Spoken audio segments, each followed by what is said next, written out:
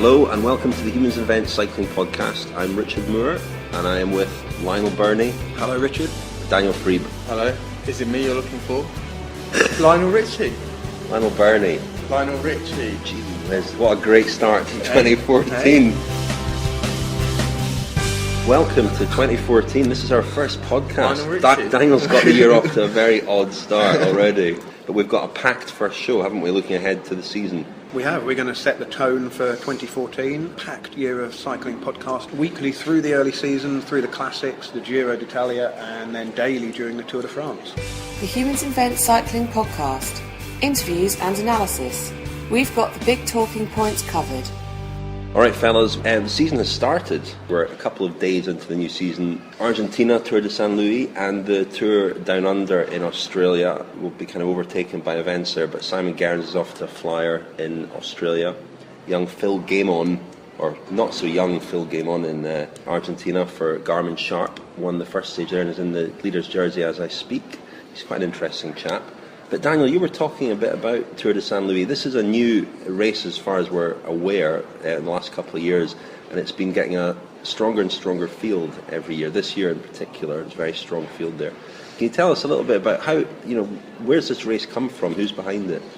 Well, it is actually quite a cycling hotbed, that particular region of Argentina, and I think I'm correct in saying that the Courichet family, there's a great sort of track cycling dynasty, the Courichet family, I think hail from that region, and Giovanni Lombardi, who's the old Italian lead-out man / sprinter, famous for being Mario Cipollini's lead-out man for several years, and then sort of morphed into a domestique for notably CSE, I think. He was always a good friend of, I think, Gabriel Courichet, who is the most decorated member of that family, and forged obviously a good connection there.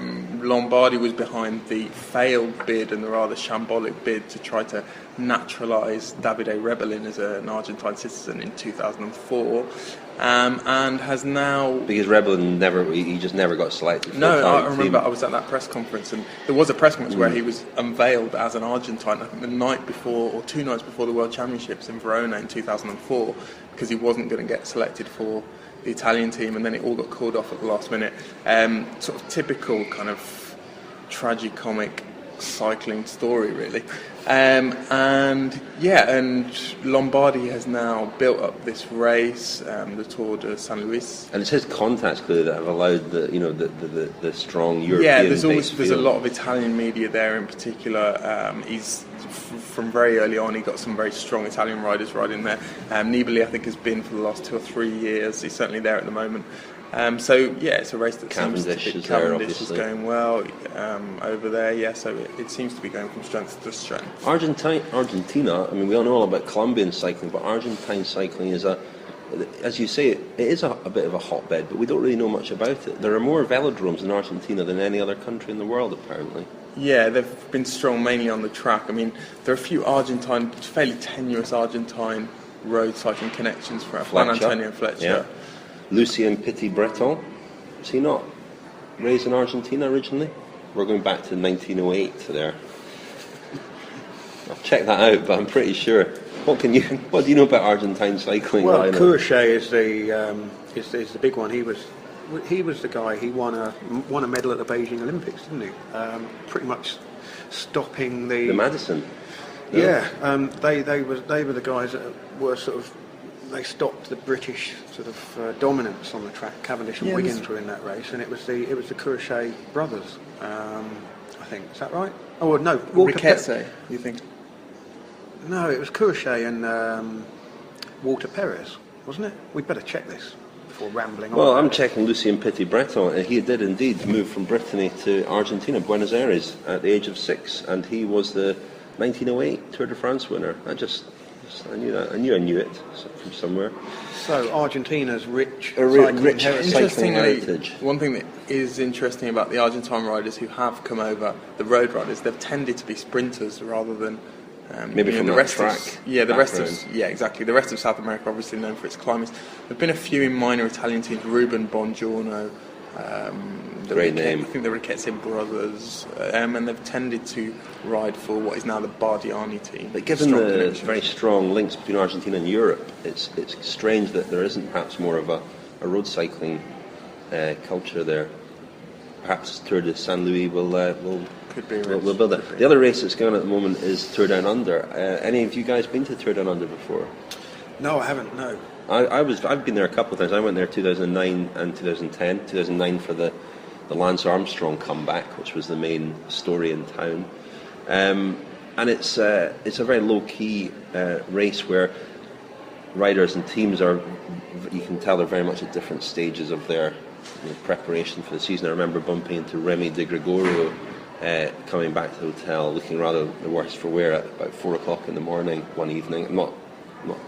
I was fine. There's no comment on me whatsoever there, but it's quite interesting just to see the different. And I think that's changed in the last few years. That whereas teams would have perhaps, or riders would have perhaps looked on Australia as a very low key, relaxed race where they can let their hair down. I think there's more of a kind of competitive air about it. There's always someone there that gets an absolute kicking. It's where there's always someone who gets found out. I seem to remember.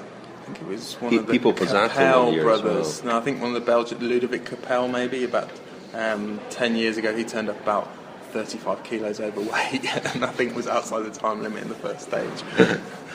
But now it's a World Tour race. I think those days are gone. Simon Gerrans looks to be in terrific form. He's already Australian national champion, and he beat Andre Greipel in a sprint yesterday. Surprised there, it was quite a tough stage, I think, and perhaps a bit surprised that Greipel was even there at the finish, so perhaps his second place shouldn't be too frowned upon. But Gerrans is looking in terrific form already. The Tour Down Under, obviously now it's a World Tour race. It has got an important slot on the calendar. It's the first major event of the season. It's possible for us here in the UK to watch it if we've got Sky TV and want to stay up through the night, although they do sort of show it again during the day. So it's possible to keep tabs on what's going on, but there is a slightly disproportionate level of importance attached to it because it's the first time we see some of the major riders in action in the new year. There's always the excitement of seeing people in their new team jerseys. But in terms of a sort of sporting contest and the implications and impact it has on particularly the spring season for people, going from high 30s heat and I think 40 degree heat, and I mean so hot there were even bushfires that threatened to cancel the opening stage, coming back then to a Europe which increasingly in recent years has had a very cold February, March and even April. There's a real kind of shock to the system, and you do wonder whether the balance of how the cycling season is structured is going to remain as it is now, and whether there will become almost like a sort of an Australasian swing at some point, which maybe would start in November and run through December and January, which would make more sense particularly as the races in the sort of traditional European heartland. The races in February and even March are really struggling to maintain a foothold in terms of importance. You say, I mean, I thought you were sort of suggesting that what goes on at Tour Down Under has very little bearing or relevance on the rest of the year, or... Well, it's difficult when you're running up to the classics. It's difficult to say, Simon Gerrans, former Milan-San Remo winner, he's obviously bang in form early on, but I think as we were saying before, it's very hard to gauge at what stage each rider is at. Are they coming up? Are they peaking for this and targeting it? What position does it really hold on the calendar in terms of importance? Obviously for the people who win, it's an important race win on their palmares, but it still doesn't strike me as having the level of kind of prestige kudos of the races that are to come, which there are these sort of historic stage races, as you mentioned, still to come. Paris and Tirreno Adriatico, which we'll maybe talk about a bit later. I was, mentioning the Tour Down Under 2010. That was the race where Peter Sagan first kind of announced himself, even in the crit actually on the eve of the race, where he got on a break with Lance Armstrong, and he was 19, I think, at the time, and that was the first time we'd ever been aware of him. And I remember the stage the Queen stage of the Tour Down Under. He got away with Valverde, Cadel Evans and Luis Leon Sanchez, I think, who won the stage. And it was the four of those riders, and he thought, wow, this kid is really quite special, and he proved it the rest of the year. So that race did sort of unearth Peter Sagan, which is, so perhaps it can serve that kind of purpose. Yeah, and I think the purpose it serves for a lot of teams is that the second, generally teams will have two training camps, one before Christmas, one after Christmas. The second one in January always used to be the key one for most teams, and I think the Tour de San Luis and the Tour Down Under together have almost negated the need for a big sort of fully fledged second training camp for a lot of teams. In fact, there are some teams who aren't really having a second training camp this year because they've got, between those two races, they've got 20 riders away. The other thing is that looking at the size of the crowds at the Tour Down Under and the amount of media coverage it gets there in what is a hugely important market, while we have the business model which relies on sponsor fan engagement, the Tour Down Under is presumably much more appealing to sponsors than Paris-Nice or Tirreno Adriatico, where you can go 100 kilometres without seeing any spectators on the roadsides on some stages. And so, having the Tour Down Under, it starts and finishes more or less in the same place it doesn't finish in the same place each day, but it's based in Adelaide for the whole week. There's I imagine a real sort of festival atmosphere. It's almost the blueprint for the modern stage race. So you could kind of see becoming more common in the future. We could debate whether that's why the riders love it. There's no travel. Whether the idea of point-to-point stage races that travel 1,000 kilometres in one direction over the course of a week, whether that is actually going to be sustainable over the next few years. It's actually interesting that you look at the new sort of breed of stage races that have come along, the Qatars, the Ommans, the Dubai, which will start this year, and then the Tour Down Under. They've kind of lost that element of a race completing a kind of geographical journey. If you look at, Paris-Nice is famous, the race to the sun. Tirreno Adriatico, it's the race between two seas, and that was always seen as a key component of bike races. This harks back to having to take the race to the people. That was the only way you could take the race to people, whereas now the big audience is TV rather than the roadside. So perhaps the modern, as you say, the modern stage race is one where it almost doesn't have to embark on a journey. It can be in the same place. I mean, and I think as we might have mentioned it on the podcast before, Rich, but I think I remember telling you, I asked Rod Ellingworth, the Team Sky race coach, about his first experience at the Tour of Oman a couple of years ago, because we all see the pictures of Oman. It looks very scenic, it looks quite appealing. I said, so Rod, how was it? He said, well, tarmac road, wasn't it? And that was all he had to say about it. I think, something that's kind of shocked me a little bit about that Jonathan Vaughter said to me probably 3 or 4 years ago when we were debating the likely redesign and repackaging of particularly stage racing. He said something that really sort of jolted. He said, if you want to talk about dying races, it is Paris-Nice and Tirreno Adriatico, simply because of the complete lack of spectator engagement. You may well be fascinated by the tactical battle on the road, but for a TV audience, if nobody's there watching, subconsciously the TV viewer thinks, if nobody's there watching, why should I be watching? And in Adelaide at the Tour Down Under, it's probably the same crowd every day. Yeah, and both races, Tirreno and Paris-Nice, are on life support. They're being run as loss leaders by ASO and RCS, and Tirreno is in a lot of trouble, in fact. And having those stipulations, Paris-Nice doesn't really start in Paris anymore, but they're quite restricting as well, having to go from one place to another. This is the Humans Invent Cycling Podcast with Richard Moore, Lionel Burney and Daniel Freed. So transfer news. We didn't really talk about this at the end of last year, so let's talk about some of the transfers for this season, the new riders in new kit, the likes of Rui Costa, Lampre Merida, Mark Renshaw, Omega Pharma quick step back with Mark Cavendish, Rigoberto Urán to Omega Pharma, Sylvain Chavanel. Let's start with Chavanel, who's moved from Omega Pharma to I Am Cycling, the Swiss team which started up last year. an ambitious team with potentially lots of money and quite stylish kit. What do you make of that? They're really stepping up this year, and they're aiming obviously for the Tour de France, which you'd have thought they'd have a good chance of getting a wild card for the Tour with Chavanel in the team.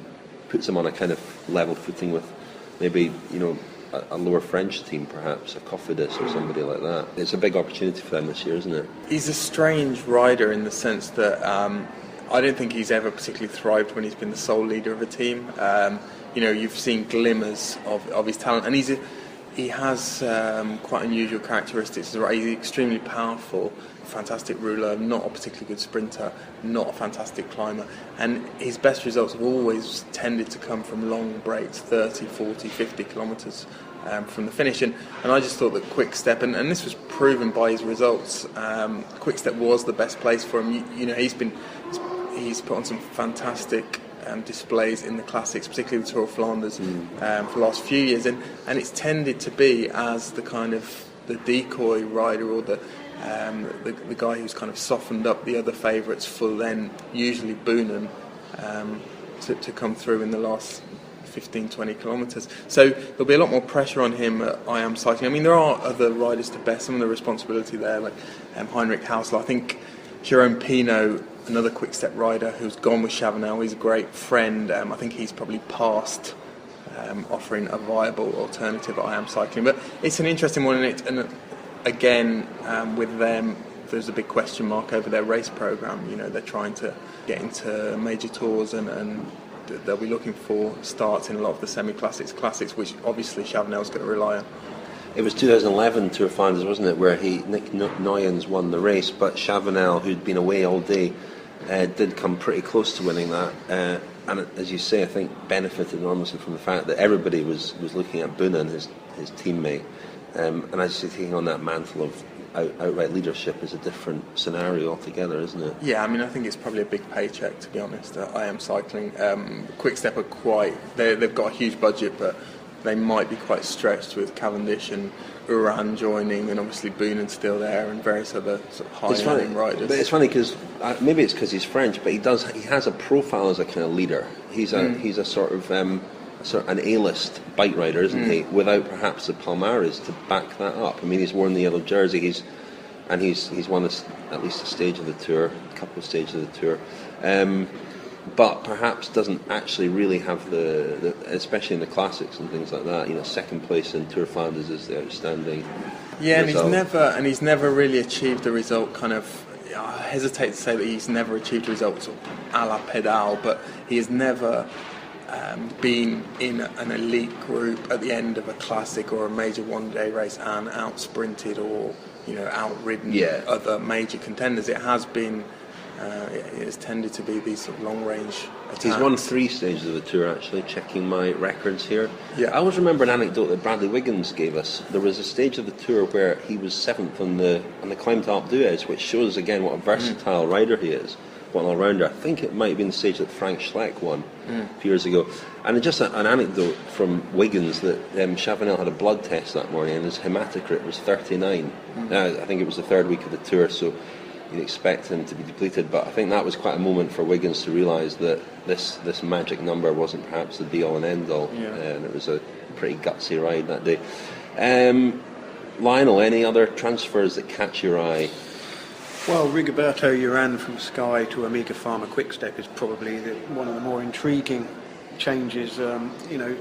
Uran has made himself into a very valuable asset, and Amiga Pharma, previously Quick Step, they're kind of on-off relationship with Grand Tours. The last few years they've kind of ignored the overall classification, but there's something about Patrick Lefevre, the team owner, boss. He can't quite leave it alone. They've had some. This goes all the way back to the Mapai days, doesn't it? When they were dominant. Well, they did have Tonkov for a while. Pavel Tonkov. Rominger even. They had and Garzelli. They always tried to. Yeah. They were always trying to do everything, weren't they? But they've had over the years, people who were really hotly tipped to be sort of, if not Grand Tour riders, certainly stage race riders. I'm thinking of Pekka Roman, the Spaniard who was kind of hailed as if he was going to be the next big thing. And Mercado, yeah. Ruhano. Ruhano. I mean, it tends to be Hispanic as well. And you think somebody comes along, shows a good deal of promise, and then takes the quick step. The quick step quid, and then it all just falls apart. And even Michael Rogers, who was there at a time when he was kind of young, up and coming, feeling his way in week-long stage races, won a couple maybe, but he was kind of always put to work for Vironk instead.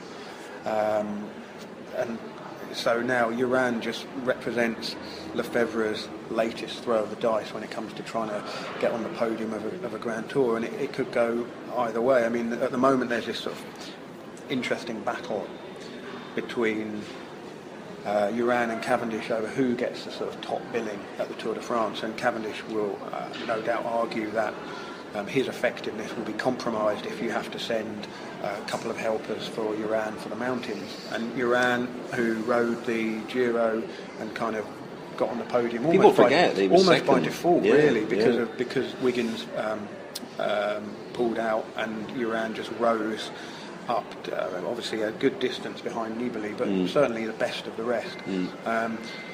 It's a case of whether Amiga Pharma can persuade Uran to target the Giro, and you could almost see a battle between Uran and Henao of Sky for the Giro, perhaps, or whether, or even Uran and Quintana, because we don't yet know whether Quintana will do the Giro or the Tour. The relationship between Uran and Cavendish is interesting, and I asked Mark about that in the interview that we played on the podcast end of last year. But Daniel, you know a little bit about Mark's relationship with Uran when they were at Sky together. I think it wasn't always a happy camp.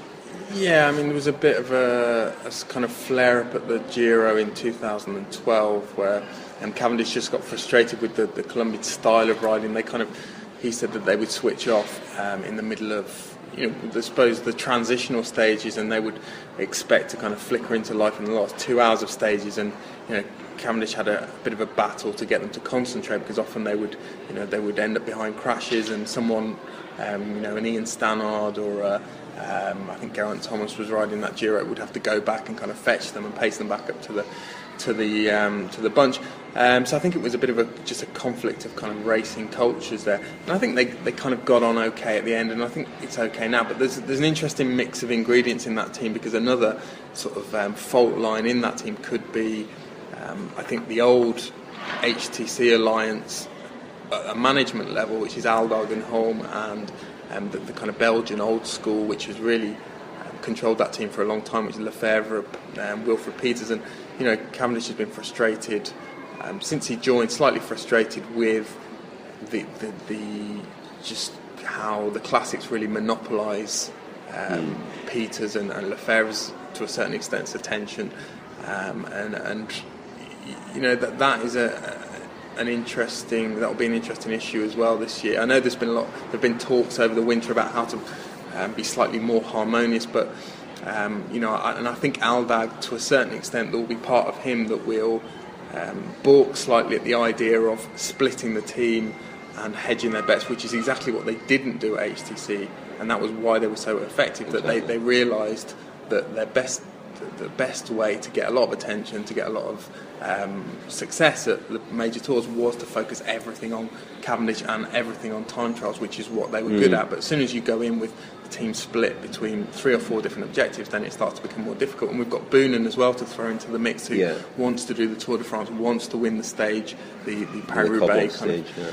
I think culturally, the interesting thing with the really international teams, Sky are one, Amiga Pharma, Quick Step are another, blending all of these, not just different riding styles, but different cultures as well. People brought up in a very different style of cycling. I mean, if you think back to the 80s when the Colombians kind of first arrived, they basically had their own team pretty quickly. Café de Colombia sponsored one, Postobon was another. Varta originally. Varta, was the first one, and anecdotally, they were treated pretty shoddily by the established European riders. I mean, Sean Kelly kind of jokes about it now and says that the Colombians' reactions were 3.5 seconds slower than everybody else's, and that if there was a crash, there'd be a Colombian at the bottom of the pile because they didn't have the bike handling skills to ride in the I've just been doing some research on Lucho Herrera, and I just did an interview with him recently, actually, and he was the first sort of major stage winner at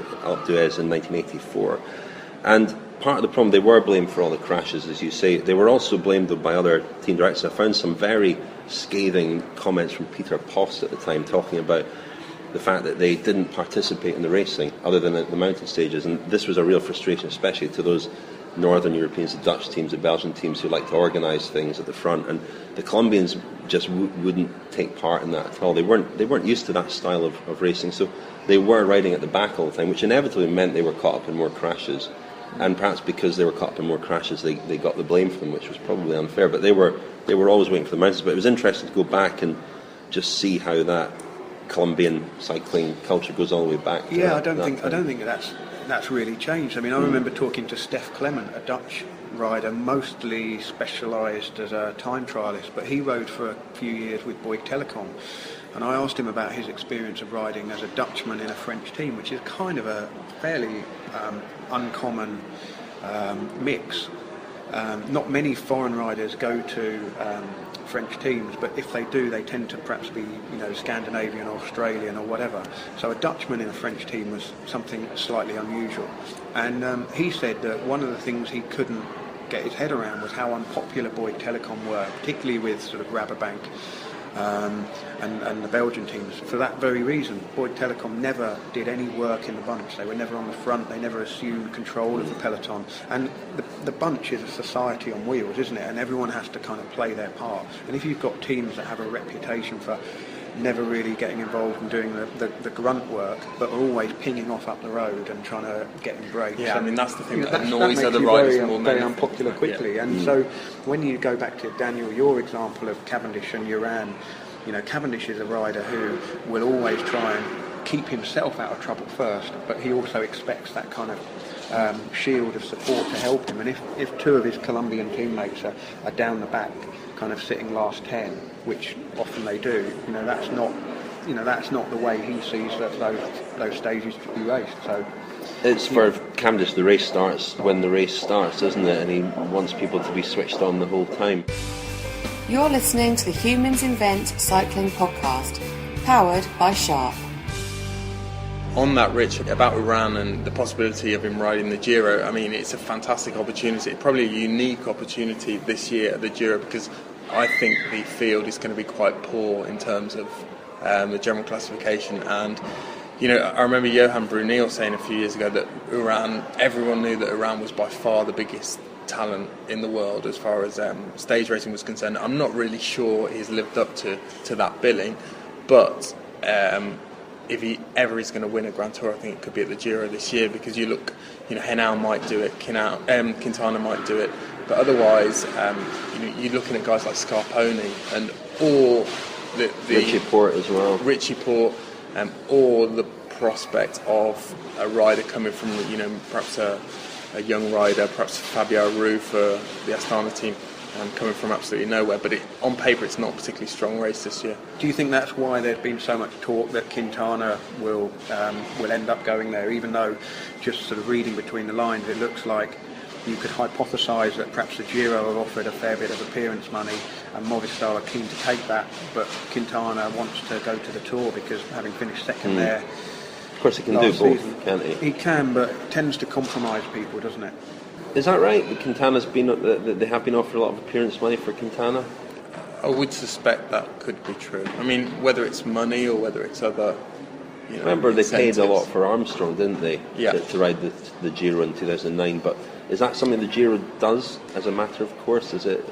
They a would lot do of that. appearance fees. So Wiggins last year would have got some money for riding the Giro, perhaps. You think? That's possible. I think they find they need to do that more and more. I mean, it's in a bit of an invidious position, especially this year, the Giro, because I think the field is going to be weak, and I think there is a danger of it losing its foothold even more than it has in the last few years, and the Italian interest is so poor as well. Really, the only high-profile Italian rider at the current time is Vincenzo Nibali. His profile is certainly not stratospheric, and he's not going to be riding the Giro. And last week we had the controversy about the wildcard selections, and there was a lot of debate about whether the yellow fluo team, formerly Vini Fantini, deserved to take part, but there was a legitimate ethical debate to be had about that. But when you look at their roster, it is unbelievably poor, and that is really a reflection on kind of the general standard of Italian racing at the moment. That's a recurring theme, isn't it? Daniel being very downbeat about Italian cycling. Poor Daniel.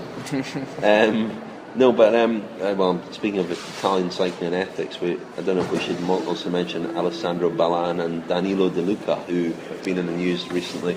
Let's maybe return to that. Let's carry on with a bit of transfer. The other one is Mark Renshaw back to Cavendish's side at Omega Pharma.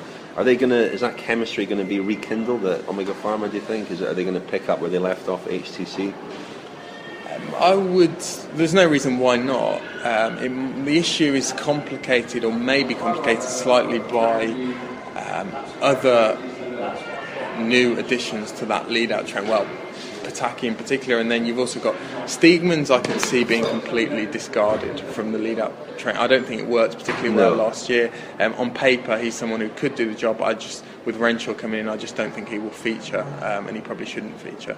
So, Pataki on paper as well might be as fast. He might be he certainly is experienced as Renshaw. Could also do a job, but I think the smart thing and what will happen is that Renshaw will slot in as the lead-out man, and Pataki could even come before Renshaw. Any other transfers catch your eye, Lionel? Well, Rui Costa, the world champion, to Lampre Merida.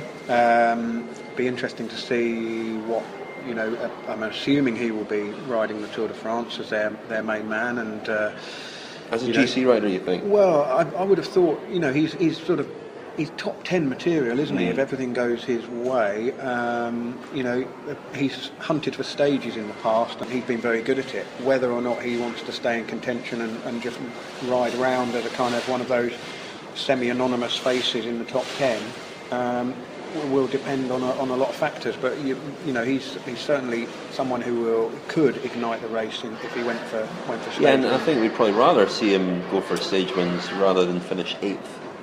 Well, yeah, that's all the perennial argument, isn't it? I mean, there's still the old school thinking that we were talking about before. Traditionally, sort of places more value on finishing 6th or 7th and perhaps winning a stage. In some ways, it depends how the opening phase of the race goes, because if you lose time by misfortune, then the decision is made for you. But if somebody like Rui Costa gets through that first week and is around the sort of high places, and then as the mountains come, by default kind of rides himself into the top 6 or 7, then he's kind of landlocked. He's unable to make the moves that would get him a stage landlocked, win. I like it. So he would have to lose time either through misfortune or semi-deliberately in order to have that license. Because I can't see any other way that he would be allowed that freedom. But Lampre have won a race already. I think they've got a good team this year. I mean, almost by default, they've just become the kind of sort of refuge dumping ground. Yeah, for anyone else who used to be in a half-decent Italian team. That takes us to Chris Horner, maybe. Still rumoured to be possibly joining Lampre. If he's going to end up in one World Tour team, perhaps Lampre is the obvious. I mean, there have been a few minor management changes there this year, and it does look slightly better set up. But going back to Rui Costa, I think he's treating this year, he signed a 1-year contract, he's treating it as an experiment. He's saying that he's going to do 1 year, try to do the general classification in the Tour, and then it may be that this time next year he's in a different team, going back to a different style of racing. But I think if there is ever a year, again, a bit like what I said with the Giro, if ever there's a year to kind of have that experiment, it is this year in the Tour, because I think a lot could happen in the first week of the Tour de France, and we could see 2 or 3 theoretical contenders out of the race, I think, in the first week. I mean, out of contention, with stages in Yorkshire which could be quite complicated, and that there's the stage over the cobbles, and also a stage on the northern coast of France, which is susceptible to crosswinds. I think could be quite a hairy first week. The Cycling Podcast with humansinvent.com. Innovation, craftsmanship and design. We're going to finish off our first podcast of 2014. We're going to finish this one by each selecting one sort of story, stroke race, stroke rider that we're looking forward to following in 2014. Lionel. Well, I am looking forward this year to the Spring Classics. I always look forward to the Spring Classics, but for some reason... Is that because you get to drink lots of Belgian beer, well, mainly? Yeah, I mean, they're accessible. The beers or the classics? The beers are accessible. There's a real sort of a sense of kind of a building rhythm to the whole of the spring, really. Once kind of Paris-Nice is out of the way, Tirreno Adriatico's out of the way, and you get to Milan-San Remo, and then as we've talked before about Milan-San Remo being almost a kind of metaphor for the entire classic season. Metaphor for life, some would say. Yeah. Basically, once you're over the top of the Poggio, it's downhill all the way. I feel like I'm almost at the top of the Poggio. Yeah, I've been on that plateau for a while now. I've kind of fallen off on the descent of the Cipressa, I think. But I love Milan San Remo. Just because there's this kind of galloping sense of the race kind of getting away from you as it goes along. You can't quite tell what's happening until it's sort of happened, and then you're on to something else happening, and it's just that tightening of the of tension over the course of a sort of long afternoon, and then enjoyable. Then it all swings up to Belgium, and just those races. The Grand Prix E3 Harelbeke, named after a motorway. I mean, you can't get more Belgian cycling than that. I love that race. Gent-Wevelgem, which has lost a little bit by being moved to a Sunday. It was much better when it was on a Wednesday between the Tour of Flanders and Paris-Roubaix. But all of those races with the cold weather and the cobbles and the concrete roads and the pavements and riders diving left and right, and just those races have so much history. You watch, and I think this is where I struggle to. They matter, don't they? They matter. Yeah, you can look at the whether it's the Quaremont or the Koppenberg or the sections of Pavé and Paris-Roubaix, and you can remember multiple things that have really mattered that have happened on that stretch of road, and that is something that, despite all of the excitement and shiny newness of something like the Tour Down Under, you can't really say the same about Willunga It's Hill. different, isn't it? Like exactly the point. Yeah, I mean, it's almost like entertainment Tour Down Under, whereas the those kind of inverted commas small races in Belgium can you can see it, the roadside fans particularly, it matters to them. Now, it's just a different culture. There's something very reassuring about them as well. Like professional cycling is such a dynamic world, and it's constantly in flux, and they're the sort of terra firma. It's the same. You can go every single year, and the fans look the same. The races kind of feels the same. Nothing really ever changes, and there's a sort of comfort in that, isn't there? And then the character of the races just evolves and shifts as the months goes on, and you leave the cobbles behind, and then there's Shell de Place, which is kind of a semicolon in the middle of April, which is for the sprinters. You mean really. a semi-classic? Right. It's a semi-classic semicolon before you then it's into the Ardennes for Flèche Wallonne and what kind of punctuation mark would you say? Kurt Vonnegut wouldn't have liked Scheldeprijs and Would he was big down on semicolons. Well, yeah, and Liège-Bastogne-Liège never won. He never won Scheldeprijs. No. Liège-Bastogne-Liège is an exclamation mark, surely. And paragraph break. Yeah. And what's Flèche Wallonne then? Oh, Flèche Wallonne is a typo. It was supposed to be a comma, but it's actually an M. I don't know. I like Flèche Wallonne. I love Flèche Wallonne. But we got very excited about the fact that all three of those races, Amstel Gold, Flèche Wallonne, Liège-Bastogne-Liège, all finished on top of a steep, and in the case of Flèche Wallonne, a very steep hill. but really we've just got the same race served up to us 3 times in the space of a week. And I think when Amstel Gold then moved the finish so it's over the top of the Coburg and then on the flat, huge improvement, changed the dynamic of the race completely. And I think that Flèche Wallonne, would be improved perhaps by finishing back down round the corner in the centre of Puy instead of on top of the Flèche Wallonne. Maybe it's a question mark then. And also, for me, the finish of Flèche Wallonne is too picturesque. It needs to finish somewhere grottier, because if you go back in history and you look at where Flèche Wallonne used to go, it was basically a tour of the crappiest towns in Belgium. Yeah. It was really awful. People obviously always sort of talk about the Ardennes being this kind of wonderful, picturesque place, but actually it's absolute grot. Maybe this is where the new cycling is going wrong. That there's this quest to take it through the picturesque parts of the world, where actually they should go the other way. Mind you, Tour Qatar and maybe Tour Britain as well are perhaps not always. Yeah, but I mean, Liège-Bastogne-Liège, I was going to ask Daniel a little bit about it, because Italy has got it sounds beautiful, doesn't it, Liège-Bastogne-Liège? Yeah, but it's not. Got a fascinating relationship with the race, the Italians, because the immigrant moved up to work in the mines, and there's quite an expat Italian community there. But some of the roads are, it's compared to Flanders, which is quite a wealthy region. The Ardennes region of Belgium is quite run down, quite poor. It doesn't look the best, but yet the race has a kind of a beauty, simply because those roads are so steep. There is beauty in ugliness. Exactly. Lionel. Exactly. Daniel. Can we go to you first? Well, it's a small thing really, but I'm quite curious to see a BMC fare this year. I think they've been the largest funded and most underachieving team of the last few years. They got rid of Jean Lelang after the Tour last year. Alan Piper's in charge now. Bobby Julius there, Marco Pinotti as well is obviously on the coaching staff there, just for time trials, isn't it, really, his role. But they've got an enormous staff team still, and they've still got a roster of very well paid riders, from Taylor Phinney to Philippe Gilbert, not Alessandro Ballan anymore, obviously they've lost him. But I think this should be the season when they start to finally. It's time for Phinney to kick on, isn't it? It is actually, especially in the classics. Yeah, especially in the classics. I mean, he was in fine form in Qatar last year, looked so strong, and didn't really deliver on that in the classics. And you look at races like Paris-Roubaix, and this could be the year as well he rides the Tour de France finally, and he will no doubt fancy that cobbled stage at the Tour de France as well. But Gilbert, he's on another 3-year deal, isn't he, with BMC?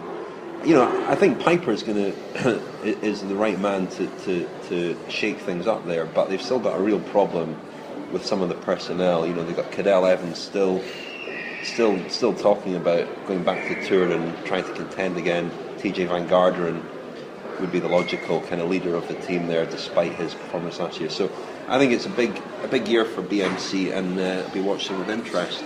What interests me about BMC is there doesn't seem to be any kind of, maybe there is privately, but there doesn't seem to ever be an inquest into their performance the way that Sky and Garmin Sharp and some of the other teams would take away from take away from a poor year or poor performance and implement some kind of way to rectify things. I mean, Gilbert just looks like a rider who's being paid a lot of money and being allowed to drift, and you couldn't imagine that in another sort of team sport. If you've got a highly paid asset, in a football team who isn't performing, then you get dropped, or you're transferred to another club, or there doesn't seem to be any consequence to not performing. You could say the consequence was Jean Lelang going, because apparently there was a personality clash between Gilbert and Lelang, and again, the Lelang perhaps wasn't the right guy to direct the team, but it's an odd response to Gilbert underperforming to get rid of the director. Although I'd question Lelang's track record as well, not just with BMC but at Phonak as well. Yeah, I mean, Lionel, I think there's no inquest, because it's basically a vanity project for Andy Rees, the team, and there's no real uncertainty about where the money's coming from next year. It's just that Andy Rees, I think, is in it for the long haul, and I think he just enjoys his contact with the team. He enjoys spending time with the riders. He enjoys inviting them to his chateau at the foot of the Mont Ventoux and quaffing a bit of his home produced Rouge, and I think he's fairly happy with that. And well, the level of investment in the team dwarfs the amount of money BMC Bicycles makes, doesn't it? So, you know, in terms of sort of profit of the company, the expenditure on the team is, you know, out of proportion. Really. Out of proportion, yeah. Daniel. well, Rich, I'm going to give you all a good laugh.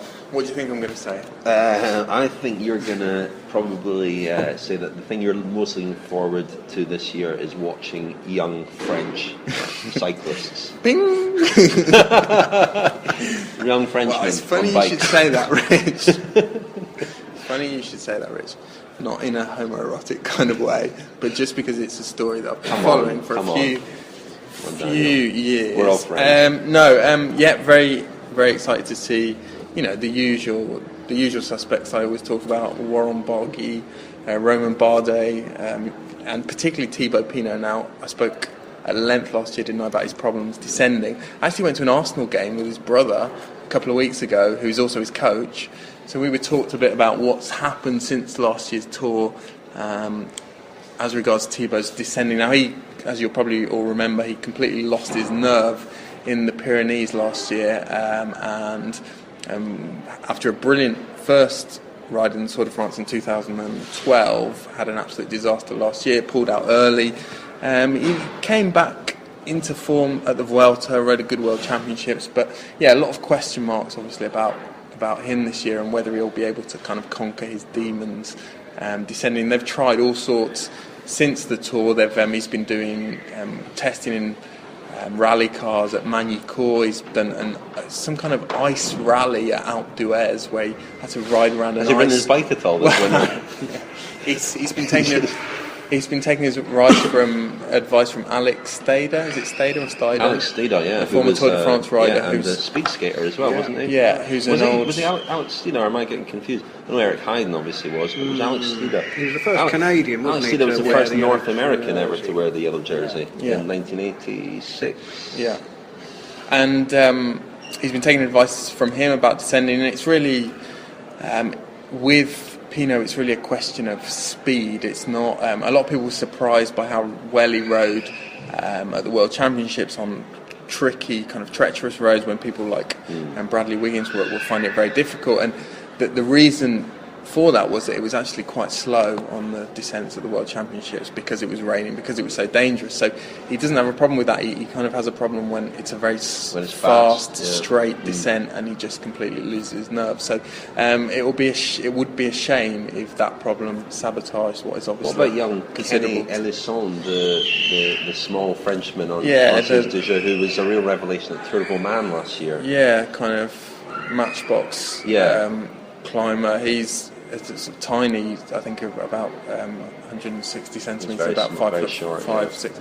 I think he's going to be a very good climber. I think there are always going to be limitations for a rider as small as that in, on the flat and in time trials. I don't see him as being someone who'll contend in future in major tours. No. I mean, the one who I think could really explode this year and already did at the end of last year was Barguil for what is now the Giant team.